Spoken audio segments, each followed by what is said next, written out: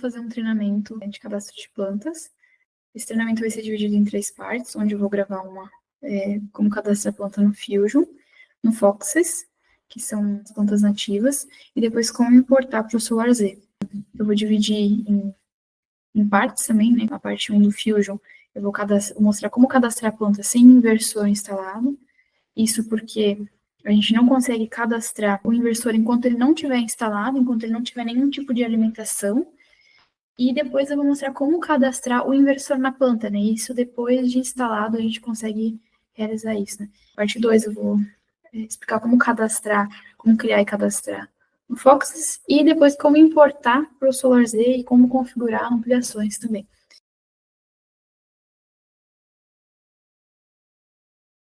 A primeira parte, que é sobre o Fusion, como cadastrar plantas no Fusion. E eu já inicio falando que no Fusion a gente só consegue cadastrar o inversor quando já está instalado. Porém, é muito importante a gente já ter a planta feita, a planta criada, antes da instalação. Porque o instalador ele precisa da planta criada já para poder fazer o teste se o inversor, se o datalogger do inversor está comunicando com a planta nativa. Para isso, ele vai precisar dessa planta já criada. Então, de início, a gente não consegue cadastrar o inversor. Por isso que a parte 1 da aula do Fusion, a parte que é cadastrando a planta sem inversor, ou seja, a parte mais base da planta para já ter ela pronta para que o instalador lá na frente possa fazer esse teste. E a segunda parte vai ser cadastrando o inversor na planta. Então, após a instalação desse sistema, a planta vai estar criada e aí a gente vai precisar cadastrar esse inversor na planta. E aí a gente vai conseguir, porque agora ele vai estar alimentado. Eu vou iniciar, então, falando sobre como criar a planta no Fusion, sem inversor instalado. E aqui sobre as informações necessárias que a gente precisa ter, né? Já vou passar esse resumo de informações necessárias para que você, como projetista, já abra os documentos que você sabe que vão ter essas informações. Então, a gente precisa do nome da instalação, do e-mail, do endereço. Se você tiver as coordenadas do endereço do cliente, você já pode jogar as coordenadas lá, que ele já vai automaticamente preencher o bairro, e você não precisa ficar preenchendo muita coisa. Então, só jogar as coordenadas. E a classificação da fatura, se é residencial, comercial ou industrial.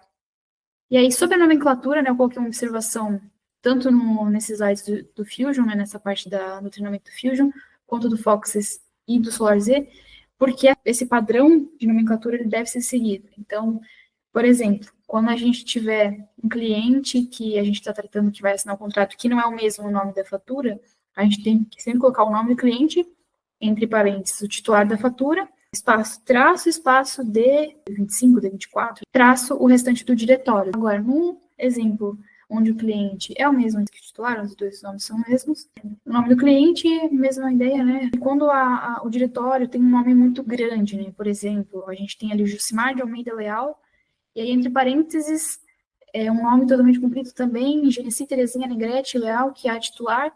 Pô, a gente pode resumir essa informação, né? Então, uma dica é você resumir o nome do meio, Josimar de Almeida Leal, você deixa só um A ponto. E ali onde a gente tem o Leal, no Genesi Terezinha, a gente pode tirar também, deixar só os dois nomes principais, assim, os dois do início. Ou no exemplo de administradora de bens, como eu coloquei ali embaixo, né? Não precisa colocar o nome completo ali, a gente coloca ADM, ponto de bens, né? Para deixar as informações mais importantes, ou como o Tribunal de Justiça de Santa Catarina, a gente também resume. Para demonstrar como deve fazer o cadastramento, né, da planta, eu estou utilizando aqui como base a planta do Cleiver José Mar. Na pasta dele aparece dessa forma, né, o nome 250658 e tracinho o nome dele. Como eu falei antes, né, não vai ser posto dessa forma, então primeiro o nome, e aí traço e o diretório. Mas enfim, aqui eu tenho 3 SNs de inversor, só um exemplo, né? Tenho 3 SNs de inversor que eu recebi já, então eu já consigo criar a planta, porém, esse cliente ainda não está com o sistema instalado. Então, a única coisa que eu consigo fazer realmente é criar a planta sem inversor, que é justamente o que eu vou fazer para demonstrar como que isso deve ser feito. E para realizar o cadastro, a gente vai em nova instalação, e a gente começa a preencher as informações, né? Como eu disse, tem que ter aquelas informações reunidas, né, para facilitar o processo. E a gente vai colocar aqui Domus Engenharia, nome da instalação, naquele padrão que eu falei, que como o Cleiver, ele é cliente e titular da fatura, colocar o nome dele,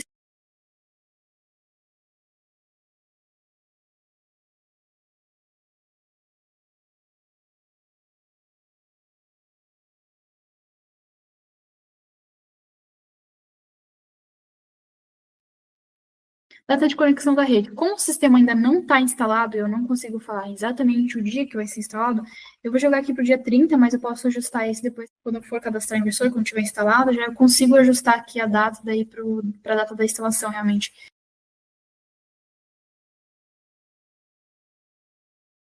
E aqui o endereço de e-mail. Aqui é só para constar, se vocês colocarem com um espaço, coisa do tipo aqui, ele não vai deixar passar. E aqui a autorização do usuário residencial. Aí você só coloca que sim, né? Aí aqui a gente cadastraria o inversor, mas como esse sistema não está instalado, a gente não consegue, né? Então a gente só vai excluir aqui, vai para o próximo, outra etapa. Essa etapa aqui, a gente, se tivesse o inversor para cadastrar, já estivesse instalado, a gente faria o quê? A gente colocaria aqui a divisão de strings, mas como ainda não conseguimos fazer isso, a gente vai pular também essa etapa. E aqui a gente vai colocar, né, os dados do sistema. Brasil, endereço, como eu falei, a gente consegue colocar coordenadas, de preenchimento, só colocar aqui, que ele já vai puxar o endereço certinho. Perfil da instalação, aí segue o padrão lá da frente, se é comercial, residencial. Bom, é simples assim para fazer a planta sem inversor aqui no Fusion, tá pronta já, basicamente. O que eu vou precisar agora é importar ela para o SolarZ, mas como eu mostrei, eu vou fazer isso na parte 3, porque a parte de importar plantas, tanto do Fusion quanto do Foxes, não é diferente, é basicamente a mesma coisa, a mesma forma de importar. Então, a primeira parte do como cadastrar plantas do Fusion já foi. E aí, agora, se você vai cadastrar a planta no Foxes, daí você pega a parte 2 da aula, ou se você vai importar essa planta que você acabou de criar, daí você pega a parte 3 da aula. E agora a gente vai para a parte 1.2, explicando sobre o Fusion, né? Como cadastrar o inversor na planta. Então, aqui eu vou pegar uma planta onde a gente já tem, né? Já tem a planta feita, eu só preciso colocar o inversor nela e puxar esses dados de geração lá para o SolarZ. Então, as informações que eu vou precisar, quais são as informações que eu preciso na hora de cadastrar o inversor na planta? Basicamente, só esse N do inversor e a divisão de strings.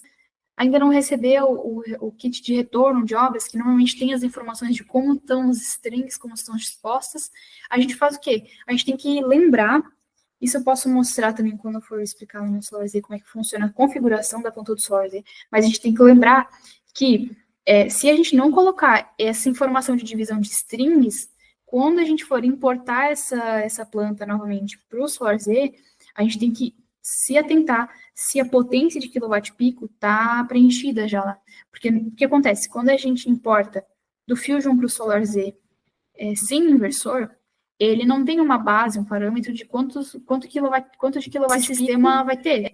Então, a gente vai precisar preencher manualmente. No Foxes é um pouco diferente, como a gente já preenche tudo, já coloca no inversor, já coloca a quantidade de quilowatt-pico, ele já tem essa informação anterior, e a gente importa, ele já importa com essa informação. Mas como aqui a gente não tem isso, a gente vai precisar lembrar de ver se a potência de quilowatt-pico está correta lá na planta. Então, aqui eu vou pegar um caso real, onde eu vou cadastrar aqui para mostrar. Aí, beleza, o sistema está instalado, então quer dizer que aqui ele já existe. Então, eu vou pesquisar pelo nome da instalação. Está aqui, Adriana Bento. Só para ver se ela existe mesmo, né? Mas a gente vai, na verdade, aqui em instalações, a gente vai nesse mais, instalações e gestão da instalação. Aqui em gestão da instalação, a gente procura aqui pelo diretório. Achamos aqui a planta dela, né, no Fusion. Porém, a gente não vai clicar aqui em cima, né? A gente não quer ver os dados da instalação, a gente quer modificar. Então, a gente vai aqui nesse lapisinho. Essa parte já está completa, né? Então, a gente vai adicionar dispositivos, vai adicionar aqui, e a gente coloca aqui o SN, o SN do Data Logger, na verdade, que não é necessariamente do inversor, né? Que a gente normalmente cadastra o SN do Data Logger, mas aqui, ó, na foto que eu coloquei aqui como exemplo, eu circulei aqui o que seria o SN como um todo. Então, você pode ficar na dúvida, né, se precisa colocar o TA, se não, mas normalmente o padrão é colocar TA junto, né, o TA e o restante desses números que estão atrás. Bom, como está tudo certo, está instalado, deu certo. A gente conseguiu cadastrar, né? Ele ficou amarelinho aqui em volta. Se tivesse algum problema, ele iria aparecer aqui embaixo. Teria que averiguar o que está acontecendo, né? Se não houve comunicação, se talvez o instalador não conseguiu fazer a comunicação corretamente, se não foi até o último processo, se der algum erro aqui e já tiver instalado, aí você tem que procurar falar com o coordenador de obras ou ver qual foi o instalador para entender o que está acontecendo, né? Porque a gente não está conseguindo cadastrar. Enfim, vamos para a próxima etapa. A gente salva aqui, né? Que a gente acabou de fazer. Só que a gente precisa modificar aqui a configuração de cadeia, né? E que ele pede para salvar ali. Vamos configurar aqui a capacidade de strings. A gente tem que configurar aqui como é que tá as strings até por uma questão de monitoramento. Porque aí o Fusion sabe quantas placas tem no PV1 e quantas tem no PV2. Então, aqui a gente tem um sistema com 9 placas de 610. A gente tem 5 em uma string e 4 em outras. No total, tem 5.490 watt-pico. Aqui, a gente vai colocar, tem que se atentar que ele está pedindo em watt-pico, não é em kilowatt-pico, né? Todas as strings a gente só salva aqui, e aqui já aparece a capacidade no total, né, em kilowatt-pico. 5,4 não, então tá certo. Aí a gente não precisa configurar mais nada aqui para frente. Aí o que acontece? Depois que a gente salvou aqui, o que a gente precisa ter noção? Aí a gente acabou de adicionar um inversor na planta no Fusion, né? E essa planta, ela já existe lá no SolarZ. A planta no SolarZ, ela não vai automaticamente perceber que você adicionou um inversor nela. Então, ela não vai começar a trazer os dados, as informações do inversor para a planta sozinho. Você tem que vir aqui, agora que você adicionou o inversor nessa planta, que vai ter os dados de geração, você vem aqui, importar dados da geração e baixar dados da nuvem. Aí, você coloca para importar, pode escolher a data também. No caso aqui, como é uma instalação recente, a gente não consegue escolher mais do que 18/9.